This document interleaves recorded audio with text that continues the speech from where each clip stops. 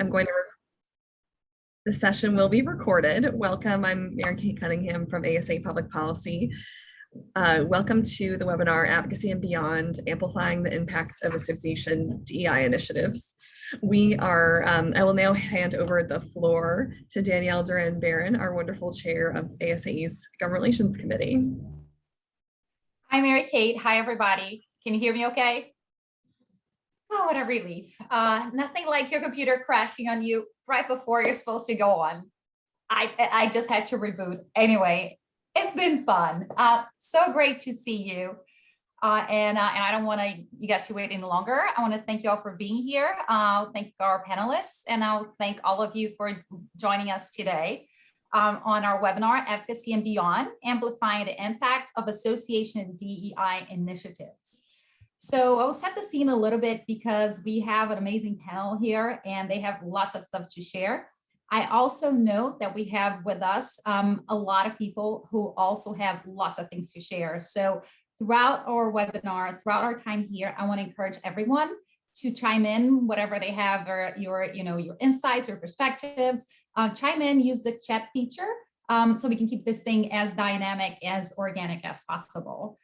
So back to the point, since coming to the office, the Biden administration has emphasized the advancement of racial equity and support for underserved communities throughout the federal government. We're seeing more of that than ever before, certainly a change from the last 4 years prior to that. At the same time, I don't think anyone can be surprised to see that associations are also stepping up their game when it comes to DEI initiatives.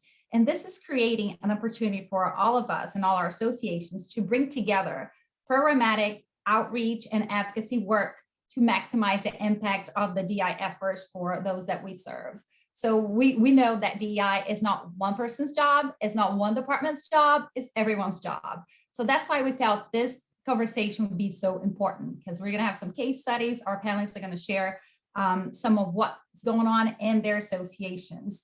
So they'll bring what they're doing. Our panelists are at the forefront of advancing DEI efforts within their organizations with policymakers, but also their own members, because one thing doesn't happen without the other. So we'll share case studies, best practices, and the lessons learned that you can all apply within your associations to amplify the impact of your DEI initiatives.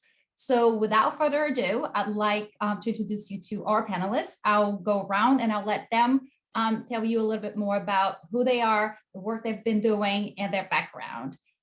If I could start with Juan Amador, my dear friend, floor is yours.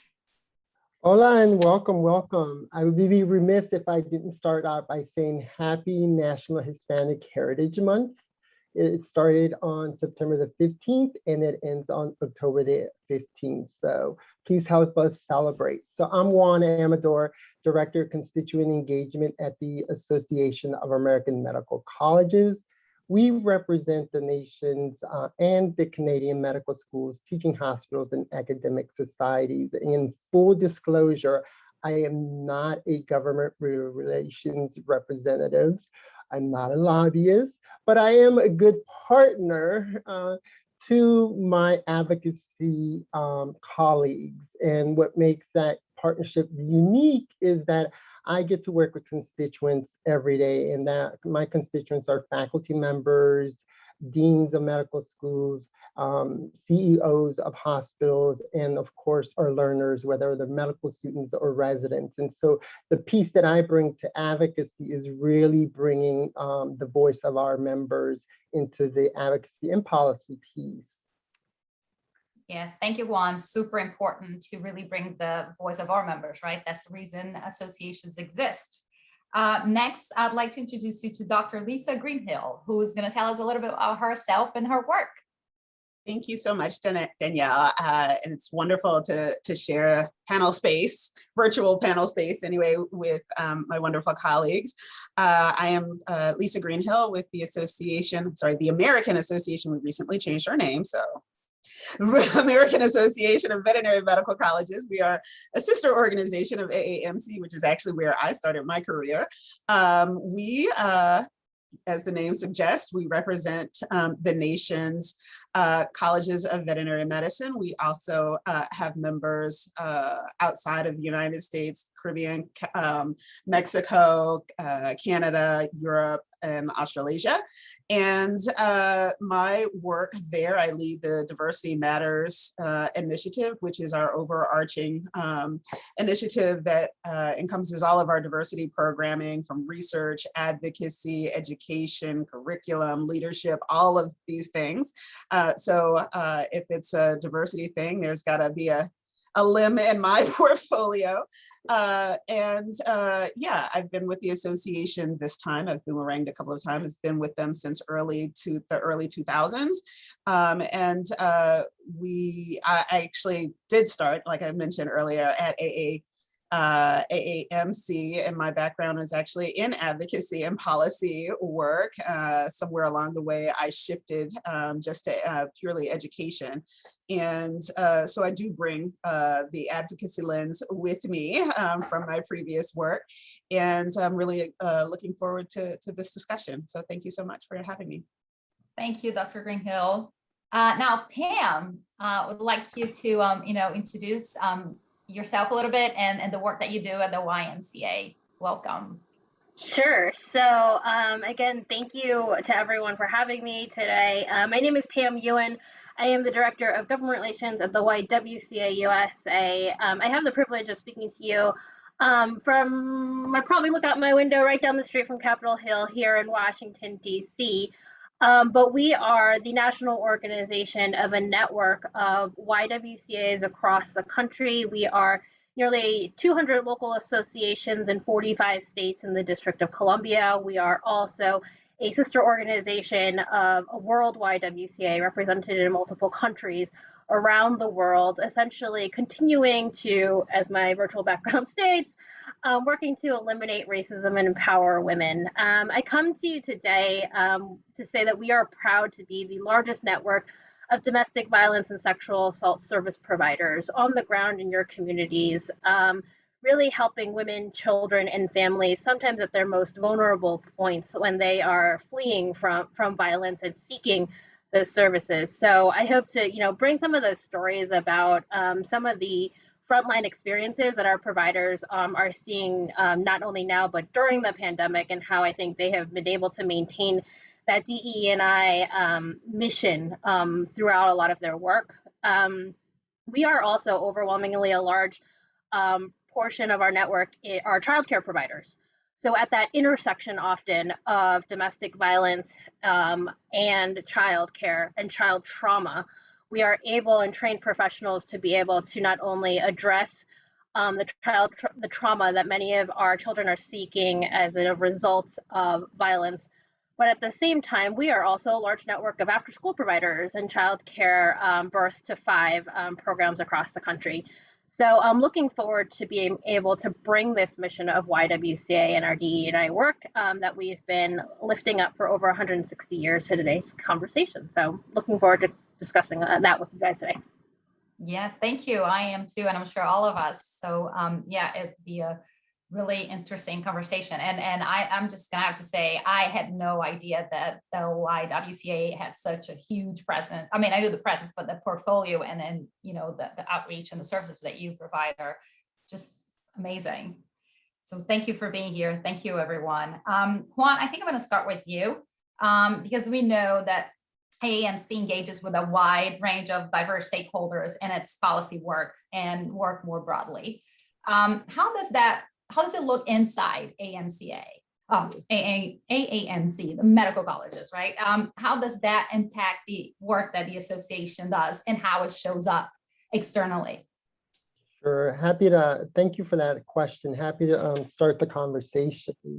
And let me start by saying that AAMC is a large organization. And so while we are large in terms of size of 750 staff members, what I want to try to do is also highlight ideas or processes or policies or examples that smaller associations can think about and possibly replicate, or other opportunities of joining the AMC through collaborations. And so internally, I have to say we are very well established by having a advocacy unit headed by our health advocacy, our chief advocacy officer, Karen Fisher. And there are around 10 staff members that are dedicated to government relations. And of course, that includes lobbying on the Hill. And the part that is where they need help is really bringing in our members' voice. And so part of what I do day to day is listen to our members' pain points. And so using the example of the pandemic, telemedicine became something that was always around. And when the pandemic hit, we quickly had to pivot to advocacy for telemedicine, the payment system, who has access to it, rural areas that didn't have access because of technology, or didn't have a phone because of economic reasons. And so we're listening to our members sharing their stories about individuals or communities coming in asking for help, while our institutions wrestled with, well, everything to telemedicine, how are we going to do that? And the payment mechanism became a key point of that. Internally, we also depend on each other in terms of cross collaborations. And so we established monthly meetings with individuals across the organization. And so we invite our marketing person because they have expertise in messaging. And so when we're sharing stories, we're like, well, how are we going to turn this into a story for our AMC News, which is our flagship newsletter? Or we invite sometimes just like the accounting individual or anyone across, because business, hey, the numbers matter. And then the third point internally I like to highlight is that we do have an established diversity, equity, and inclusion unit also that strongly collaborates with advocacy and policy. And so what that looks like, it varies day to day. Sometimes it is, again, bringing and identifying our constituents' voice. And so that may mean that we don't have that expertise or that representation. And so we bring our members to partner with us. And so when we are doing a webinar, we want to make sure that the staff is partnered with the constituent to say, hey, this is the technical piece, this is what we're advocating for. And the same along the line, our members are there to put it into perspective. So what are they dealing with in the clinical setting, for example?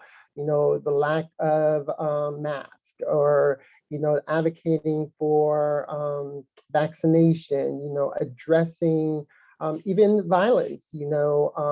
Many other health topics have kind of been put to the side because of the pandemic, but they're still important, and we need to address those. And so externally, I'll just share with you that there's a lot of coordination with collaborations.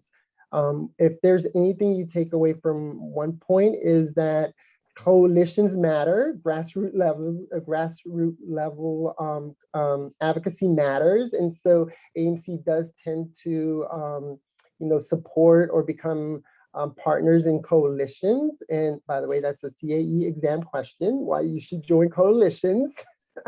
And so part of that, if you're a smaller organization and don't have the resources or the staff members to advocate or carry public policy forward, look towards other larger associations and look at their coalitions or working groups. We also establish working groups where we take a topic and we'll address that, and it's time quantified. We have a comment letter, for example. We need many voices around the table, and so we'll invite other sister associations to help us draft comment letters.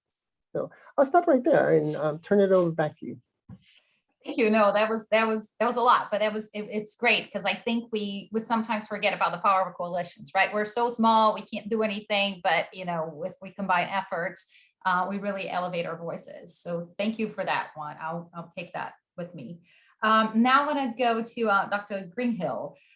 When you introduced yourself, you mentioned that DI has become a more integrated part in AAVMC.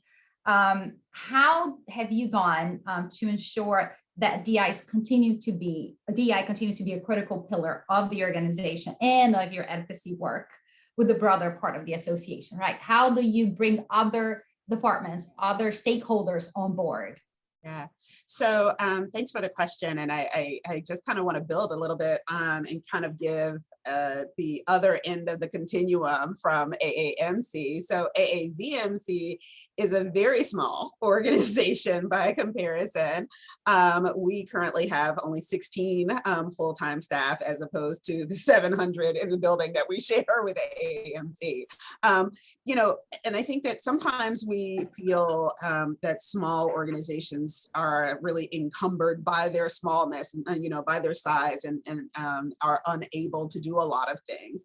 But I would offer that the great thing about being small is that it makes us very nimble. We're able to be very, very nimble, be responsive in a very timely manner. We're not encumbered by lots of long internal processes. We are able, with 16 people, you can kind of, back in the before pandemic times, you could crowd everybody in the conference room, have a conversation and get on out of there.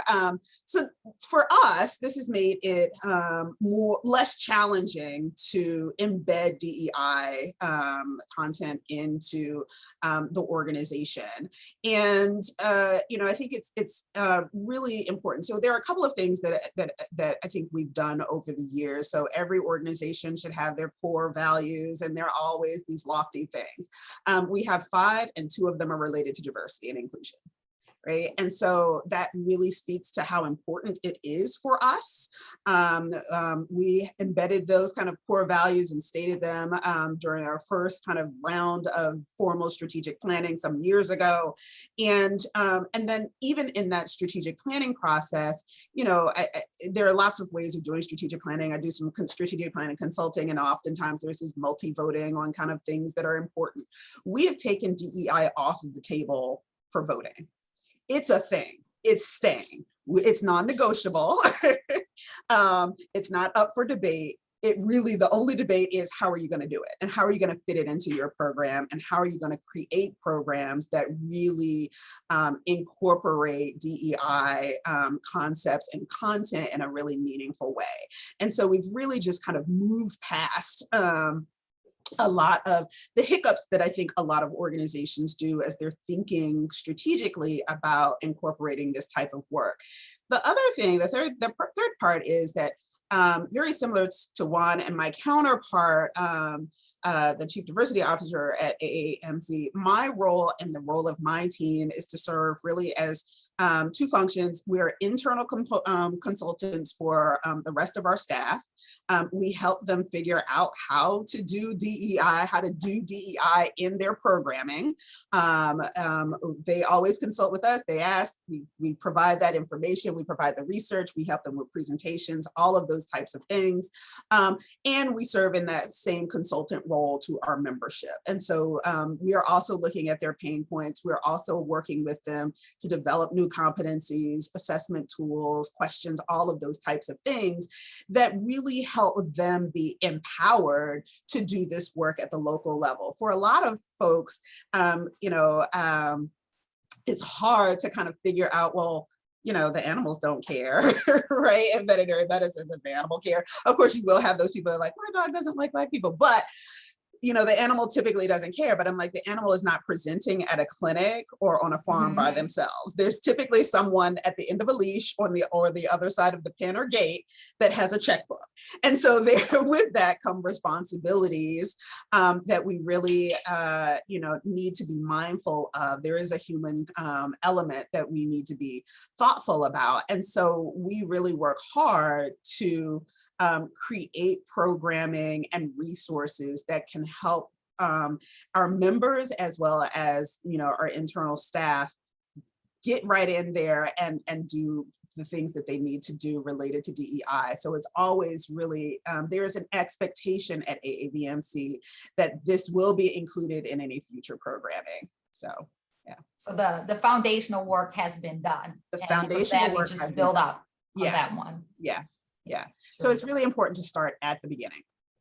Yep. Yeah. Thank you. That was great. Pam, I'd like to hear from you because I think, we're talking about kind of exploring some case studies about how work looks in the association community. So last year, and I think when you introduced yourself, you kind of alluded to that, why WCA was front and center when it came to national conversations about racial justice with other organizations. So how did that emerge? How did that come about? How did you execute that? Yeah, sure. So, like I mentioned in the intro, YWCA has been an organization around for over 160 years. And I think while we were founded as an organization to really serve communities on the front line, particularly communities of color and our most vulnerable women, children, and families, part of our mission has always been programmatic. We say that we are always eliminating racism and empowering women, but you expand on that mission to say eliminating racism, empowering women, and promoting peace, justice, freedom, and dignity for all.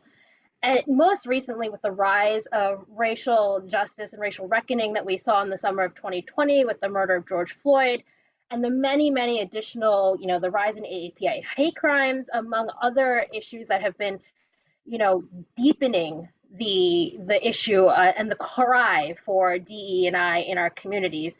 It was an opportunity, I think, essentially for YWCA to reinsert our mission and reinsert that narrative. And again, once again, lift up the importance of racial justice issues and that intersection on how it really is affecting not only all of the issues that we are seeing, but the intersection of, public health and racial justice, environmental issues and racial justice issues, and some of the more prominent issues like immigration, police reform. So it was a chance for us to essentially reinsert that mission of the YWCA into the narrative that was taking place across the country. Like I think Juan had really mentioned, I represent the public policy department here at YWCA USA, and you're looking at 50% of the team right here. So we call ourselves small but mighty. And, we look to Juan's point at strategies to be able to make ourselves feel so much larger than we are, physically on screen right now. And so, like Juan had mentioned, YWCA is a nonprofit coalition partner that partnered with many other organizations like the American Heart Association, Goodwill International, Alliance for Family Strong Justice, many of the arts and the orchestra communities, to be able to not only bring many nonprofit organizations together, but we may have different missions, different constituencies that we represent, but at our core, there was a thread of racial justice, racial equity, DE&I that we needed to be able to, in that moment, speak up on and about. In particular, at the time, the president and the former administration had issued Executive Order 13950, which unfortunately was misnamed to say combating race and sex stereotyping. Essentially, it was an executive order that would ban DE&I training across the board, end funding, and unfortunately further investigate into organizations that were conducting these types of training. We found it as an opportunity for the nonprofit community to, really speak up. We knew that we were stronger in numbers together and in strength in numbers to be able to say, and we pulled together essentially a letter, mobilized our grassroots, reinserted and reignited a lot of our lobbying efforts on Capitol Hill and at the state level across the country to be able to say, unfortunately, this misnamed executive order is one example of many ways that it will directly impact not only the services of our organizations, but stand directly, strongly in contrast to the missions that we do stand up. So, we were able to, in collaboration, better strategize, push out and greater amplify a lot of our PR activity across the board, increase our capacity. Again, this 50% became 500% in many ways because we had so many other strategists at the table, lifting up our opposition to this one executive order. And then also just really, unify in one way on this important issue, given the moment that our country was in at the time. So I think, at its core, the executive order is one example of the strategies we're able to utilize, to Juan's point earlier, if we unite as one unit and demonstrate and bring to the table our strength in numbers to be able to speak out on DE&I initiatives taking place on Capitol Hill, but also in our communities, in the workplace, and on issues across the country. Yeah, no, thank you. That was great. And I was reading on the chat here. And by the way, everybody chime in. I would love to hear your perspectives as well. But I want to go back to Dr. Greenhill, and build on Pam's story. I understand that the intersection of DEI and advocacy shows up at your organization when it comes to your meetings and events. Can you tell us a little bit more about that? Yeah, absolutely. And so, this is, I think that sometimes it is hard for organizations to kind of figure out this intersection unless they have very specific things that they are pushing back on or advocating for, right? So we're always advocating for additional resources for colleges of veterinary medicine. We're always, we're kind of pushing back on that EO. But the example that I'm about to share really kind of made us really radically think about advocacy in a very different way. So, of course, we're all familiar back in 2016, there were the rash of anti-transgender bathroom bills, and they were kind of cropping up all over the place. Well, initially, AAVMC made the decision as an organization that we would restrict travel to states with restrictive laws, restrictive bathroom laws. So we were unable to travel for a spell to North Carolina. We were unable to travel to Indiana, Mississippi, and a couple of other places. And in that restrictive travel, we also made a decision to not host meetings in those places as well. Like, we were not going to give them our money. We're not going to go do that. That did not go over well with our members. I was going to ask you about that and I want to get back to that, and I want to see you and Juan and Pam, because it's so difficult, because sometimes leadership, when it comes to, your diversity DEI journey, leadership's here, staff is in another place, the board's somewhere else, and the members are elsewhere. So how do you bring everybody together? Because this is the fear, right? Every executive director saying, I shouldn't be doing this. This is but what about the members, right?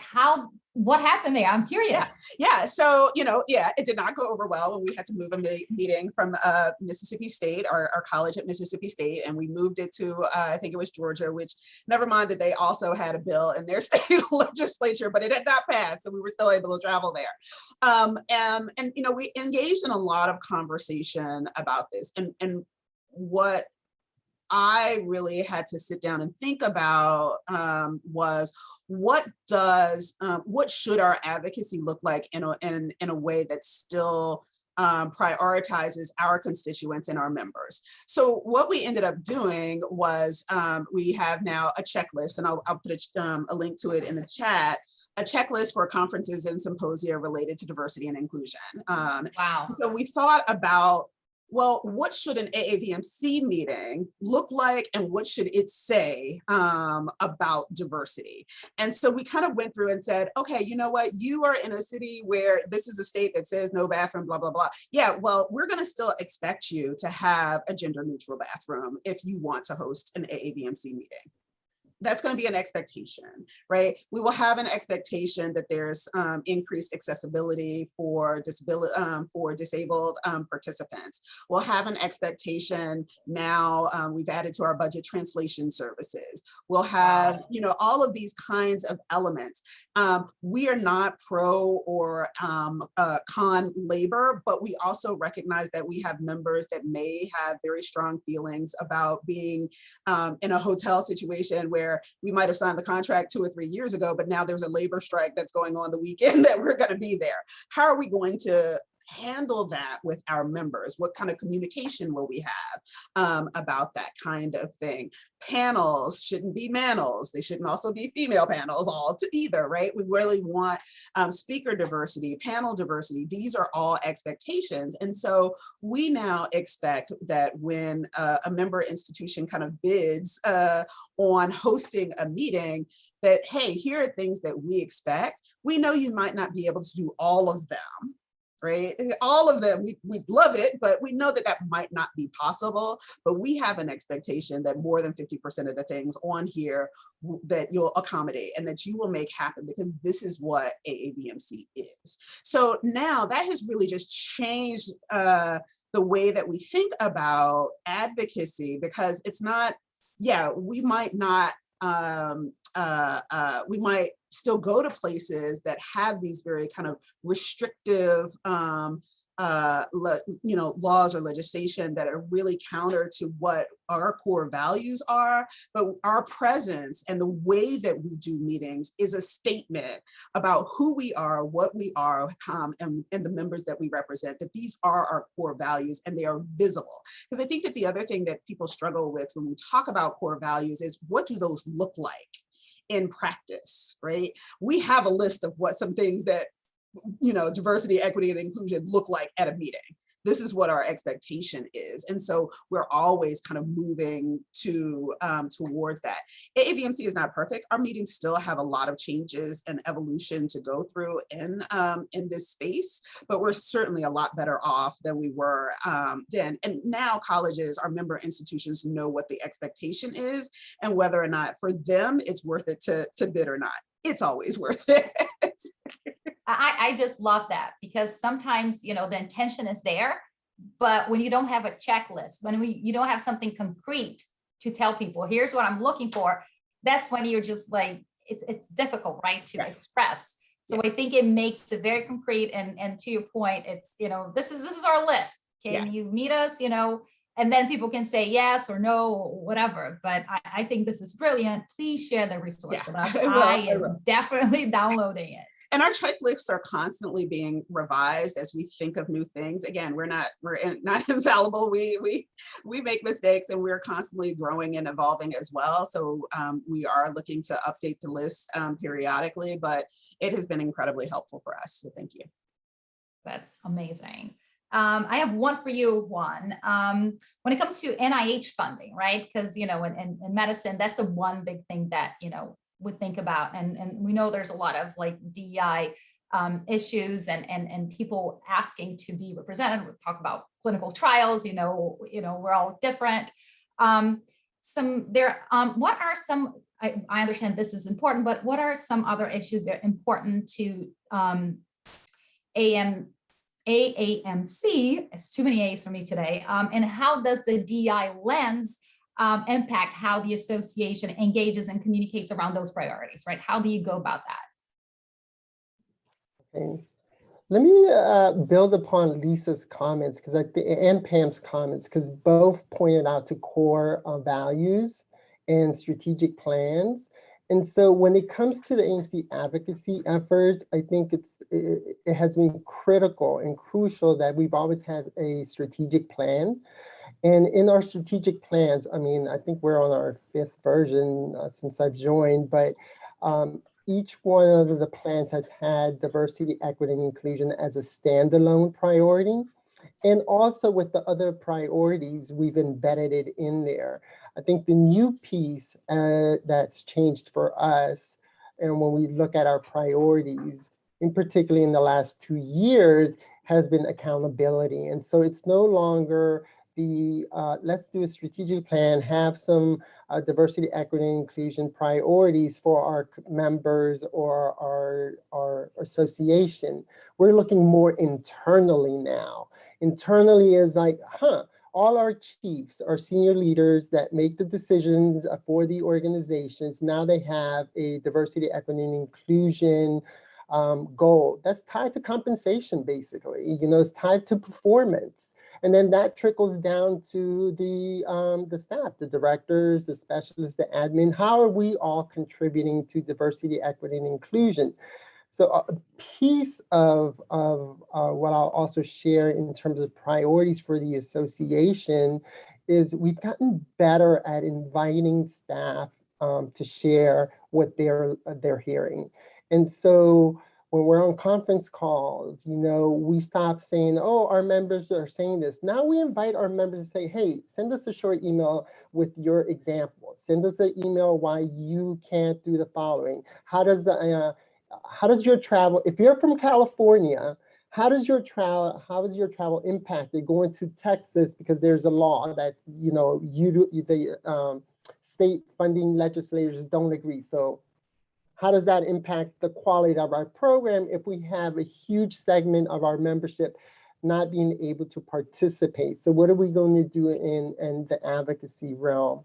There's this huge piece that we haven't quite mentioned, but you brought it up in terms of research.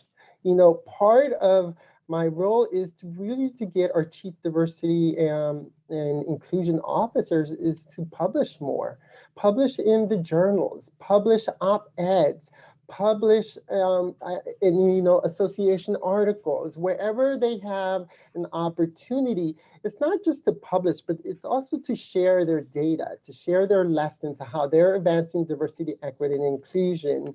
Because at the end of the day, I'll give you an example that has happened consistently at the AMC. When one of our member institutions gets sued, I'll take Michigan, for example, they got sued for their admissions process, and we had to file an amicus brief. I was like, what is that? So I had to learn about an amicus brief, but basically we go into the research and saying, what are our members saying about diversity, equity, and inclusion? What studies, what research, what data are we going to use to file our advocacy efforts on behalf of our institution to support them through the legislative system? I also want to say the priorities sometimes are not always with the experts. I would say, like I said, I shared that we have a huge advocacy unit, but a lot of the priorities sometimes come out of our members. I'll take our community for Native American Alaskan Natives. For years, they're like 0.1 in the data, or and we try to say, oh, are we being inclusive? And we're not. Then we need to actually bring them in and let them take the lead in educating us and advocating for us, using our process, using our partnership as staff resources are allocated. And so webinars become very important right now. So, we're inviting our constituents to partner and saying, hey, you have the expertise, you are within the community. We don't want to speak for the community, but we want to partner with you. And for those of us, on my last note that I'll say, that are not government relations representatives, I think it's key now more than ever, regardless of what your role is, to learn how to advocate. If that's a skill set you don't have, I started with the ASAE Association Day. I was like, Mary Kate, how can I help? And she was like, I think you need to come to this event. And I showed up consistently. So now I can understand what a Hill visit is, whether it's in person or virtual. Now I can understand how to advocate for my members. Even though I'm not the lobbyist, I will say, hey, government relations colleague, this is what I heard. This is important. Here's some examples. Let me know what you need. So I'm actually providing data and information that they can use to do the lobbying. Yeah, and I love what you said, one, because I am, as Mary Kate said, I am the chair of the Government Relations and Advocacy Professional Advisory Council at ASA, and I've never been a lobbyist, not one day in my life. But because as a marketing and communications person, a lot of my work was advocacy, I sometimes had to go to the Hill. I had to learn, even though it was a small percentage of my job. But I think even now that I'm not doing that anymore, having that perspective still influences the way I see things and the way that I work with, now we have a full government relations team that I work with them. So I think this is critical that you have some sort of understanding. Even this is not your job, your day job, your bread and butter, to understand how it works. Because at the end of the day, I think especially during the pandemic. And I see that from, communications perspective. When we went social, when we posted our most retweeted, I don't want to say go viral, but we see this huge difference between the advocacy posts and everything else, because that's what members need to know, right? USDA passed this, and there is something that will really affect our programs. So I think that connection we all have to make to work together. And then I want to go back to Pam for a minute. Oh, sure. There's a question in the chat. Do you mind if we take a few minutes to kind of address? I want to wrap that one, because that one, there's two that I want to wrap up with. One is for Dr. Greenhill, and that is my closing question. Thank you so much, Beverly, for stealing my thunder. But yes, I think this is an amazing question. We're going to end on that note. But I want to go to Pam, and then we'll go back, and I want to hear from each one of you. So Pam, back to where we were for a minute. How does the YWCA bring the DEI lens to its policy priorities? Can you share some examples of how DEI informs your priorities and the issues that you pick as priorities? Sure. So being a large presence on the ground, and as we've most recently been saying, on the front lines of this pandemic, Juan was right. A lot of the data, the stories of survivors have really helped shape and further amplify a lot of the policy priorities, and in this case, the DE&I work that YWCA has been carrying out. It's what is happening on the ground is really where we as government relations professionals need to be that bridge to really inform members of Congress about what's happening with their constituents and in their constituencies and in their communities, right? So a large part of that is through the polling and the regular communications and trying to amplify and lift up the stories of our providers on the front lines. I think, the other section of our policy priorities, we have a very large legislative portfolio, much larger than I'd like to admit because of the capacity that we have. But that being said, whenever we take a position or look at some of our policy priorities, it's always, we're always intentional about the analysis of how do these issues of economic security issues, of labor issues, of health issues, public health issues, intersect with women of color, of our LGBT community. How do they disproportionately, or do they disproportionately affect our disabled community, or our able-bodied community, as we'd like to say. And so when we not only look for that analysis, we work with staff behind the scenes to try to draw out, call for additional resources, call out those statistics behind the scenes to be able to further strengthen or potentially direct, given the disproportional effect that it may have on various communities. That being said, when always we ever speak out, then externally take a position on an issue, it is always calling out how these bills, if they do, would further enhance or support potentially our communities of color and our other subgroups that we are representing in the civil rights community as well. So that's a huge, huge overlay. And I think, public policy is one arm of how we continue to advocate for the advancement of, the betterment of our community, I think we can say as a large. And I think, to Juan's point, I think also, continuing to put out research and publications to, further call out those statistics and be intentional about that intersection of the issues within our writings and our publication, I think will continue to not only call to light, but provide that much needed transparency that we need to continue to be able to shine a light and further emphasize so we can really get to that end goal. I mean, our interim CEO always says that our mission is to really put YWCA out of business, right? That we have equity, we have racial justice and inclusion for all, and therefore the YWCA doesn't need to do anything. We want to put ourselves out of business. But unfortunately, while we are still trying to work towards that, here we are trying to call out these issues to light, call out that intersection, be intentional about that analysis and disaggregation and cross-tabulation of a lot of that data as we move forward in our mission. Yeah, thank you. And I like that you mentioned data because I see a question here. We're talking about, the research and all that. So what are some of the metrics that each one, and that's a quick one because I have forgotten the big question, that you use to measure success, right? Or at least progress, right?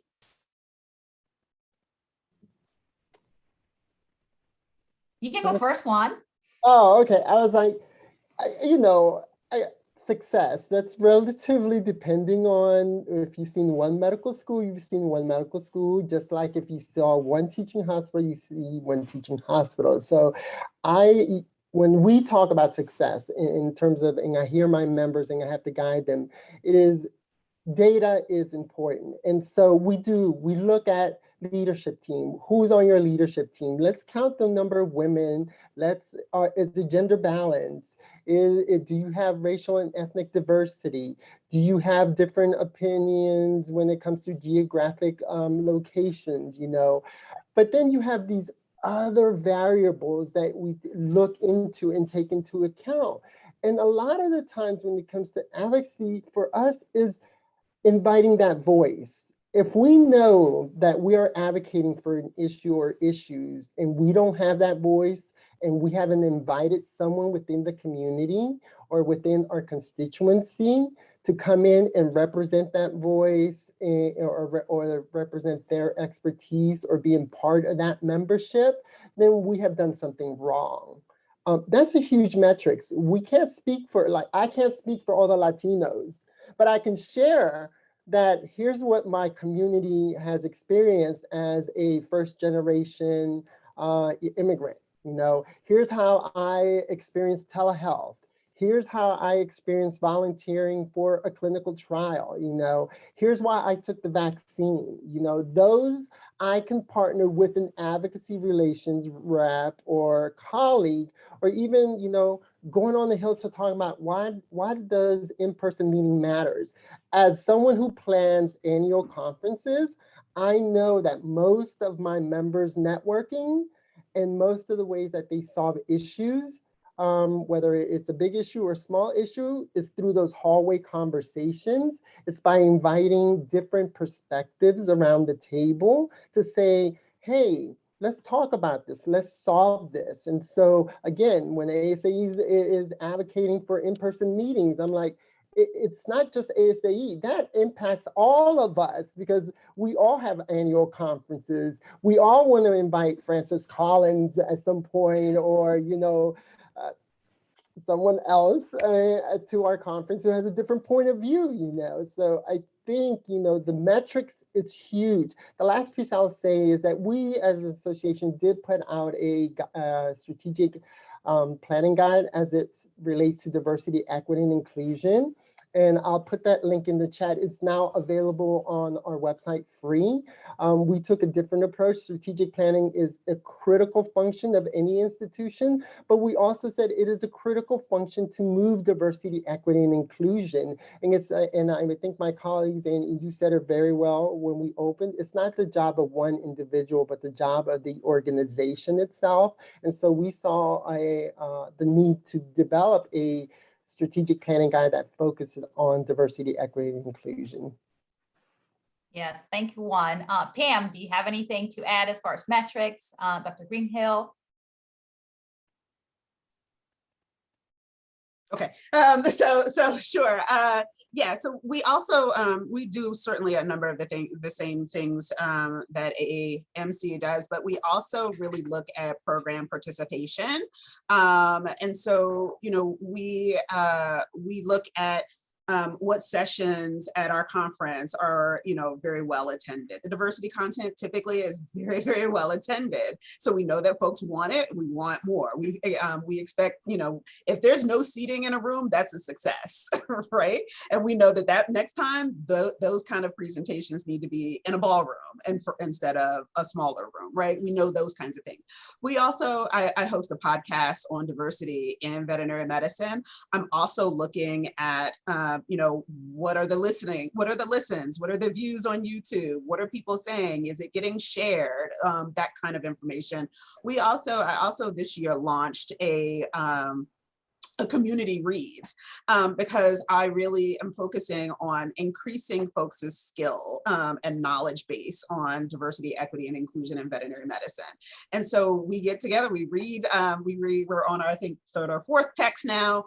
It's been incredibly successful. And when I reach out to the authors of these academic books, we've read a book on ableism, we read a book on the merit myth. We're currently reading Beverly Tatum's book right now on why do all the Black kids sit together in the cafeteria, on racial identity development. You know, that particular book is very popular, but when we first started with academic ableism, is a wonderful faculty member at University of Waterloo in Canada, and he was like, wait, you have 100 people reading my book at one time? Like, you know, how is that a thing, right? And it was so successful that when we moved to the second book, we had 150 people, and certain campuses were also doing their own version of the book club, so they were participating at 2 different levels. Those are things that we consider success, right? If I can get people to read books outside of, you know, oncology and cats, then this is a win for me. Oh my God, absolutely. This is a win. And as I mentioned in the chat, you know, we believe in education. We believe that we're academicians, and academicians should be open to learning about different perspectives. So we have also really been intentional about inviting attention-grabbing, sometimes controversial speakers. So Nicole Hannah-Jones will be one of our keynotes. And for the book club for this winter, we're reading the 1619 Project. And you know, it's going to be a big thing. We're pulling together some communication strategies because we know that there's going to be some backlash, but we're like, no, we are critical thinkers. Exactly. And you invite people to shift for the dialogue, right? Yeah, you don't want to be in an echo chamber. Yeah, we want the educational we want that stuff there. So for us to be able to wrestle. And so when folks sign up to engage, for us, that is a win. So we really have to be creative about metrics. That's awesome. What about you, Pam? I think the only thing I could really add to this robust part of the conversation already is that just to make sure, you know, we're not tokenizing the issue also. You know, we cannot have one AAPI representative on the panel and we're checking a box. DE&I is not a checkbox issue. It is not a one and done issue. It needs to be an embodiment of, you know, what representation really means, how we're actually carrying out those practices. And so I just want to be cognizant of the fact that we're not just looking at it as a 1 + 2 + 3. It's how we're going to really embody that. And as I wrote in my notes on the side here, if we're going to talk the talk, we got to walk the walk ourselves. And so that's to really be able to carry that out, not only on our external relations, but also on a lot of our internal dialogues and conversations too. That's who we're hiring, how we're intentional about screening those individuals. And I know it's a lot easier said than done, and there's a long way to be able to go to really realize those issues, but I think we need to be able to start thinking about them intentionally in order to be able to wholly address this issue of DE&I in our external and internal work as well. Yeah, and I love that you said that, Pam. And I want to close with Beverly's question about, you know, how do you bring people together, right? How do you, let me look for the question right here. So what are you doing when it comes to staffing, board choices, you know, and I think you alluded to that. And how are you guiding the organizations? Because I think the biggest challenge, at least, you know, from my perspective, is that, of course, everybody is on a different path of their DI journey. The 4 of us here, everybody on the chat, but in our organizations as groups, right? You have the board, and sometimes not even the board is on board with the whole thing. And then you have staff, especially us being EDC, tend to be more forward thinking, more, you know, more used to that. And then you have our members who are scattered throughout the country, and they range from very young, you know, early career people to people who are retired. How do you bring everybody together, and how do you move forward? You want to go first, Pam? I can probably kick it off because I'm thinking of the most recent amicus brief that YWCA just filed, the Dobbs v. Jackson Women's Health Organization, which I'll be blunt about it. It's a 15-week abortion ban issue in which we took a position opposing, and in the word and on the side of choice, essentially, to be able to say and spoke out about how this law would disproportionately affect young women and young women of color. Obviously that issue is much different in DC when you compare it to our Midwestern sisters, our West Coast sisters, New England. Geographically, politically, that is a very difficult conversation to be having in this climate in these days.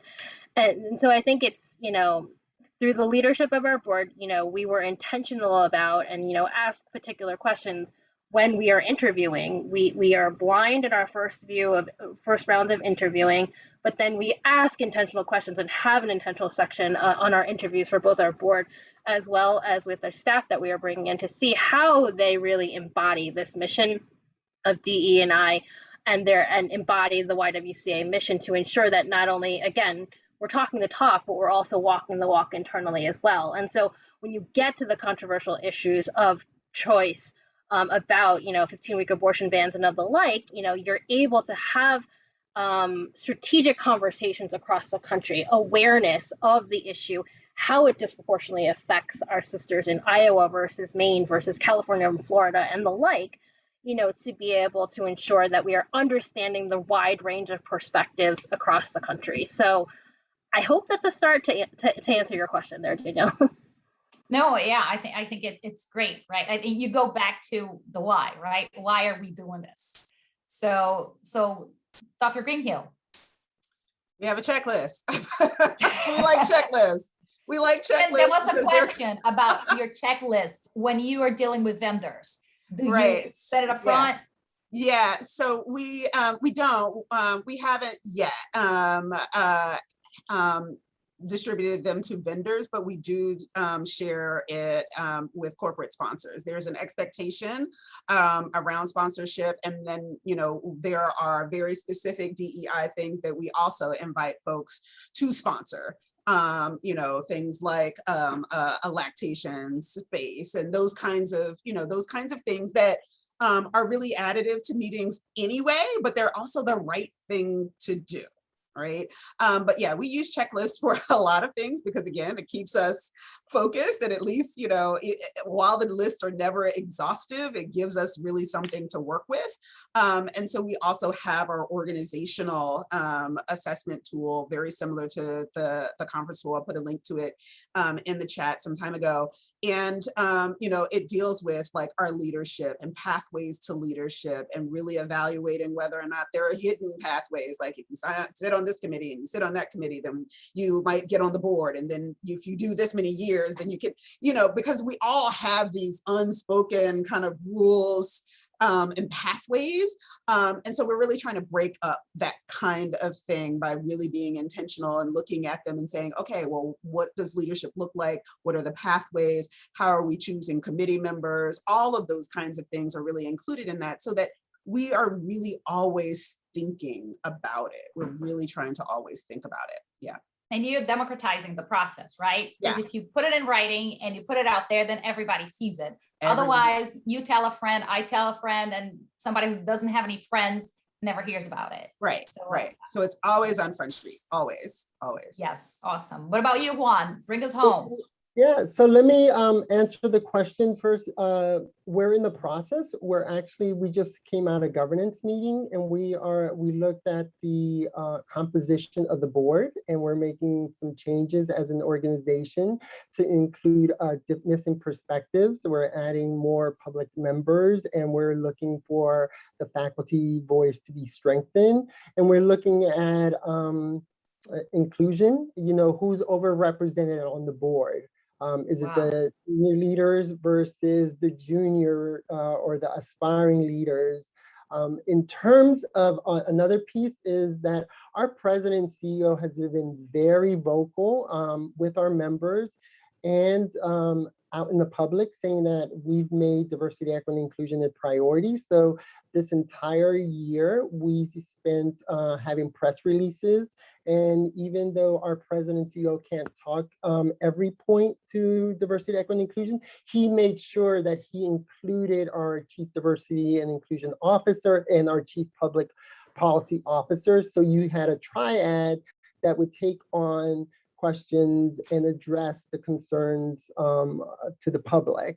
I will say also that I come back to, again, if you're looking at building capacity for your members, it's one thing to talk about DEI. It's one thing to talk about systemic racism. It's in the literature.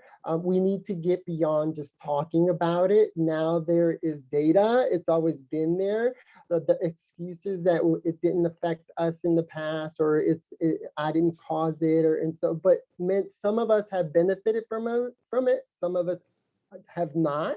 And so building your organization and your members' capacity to address anti-racism is key. I think that is where we need to have a key focus within the association industry.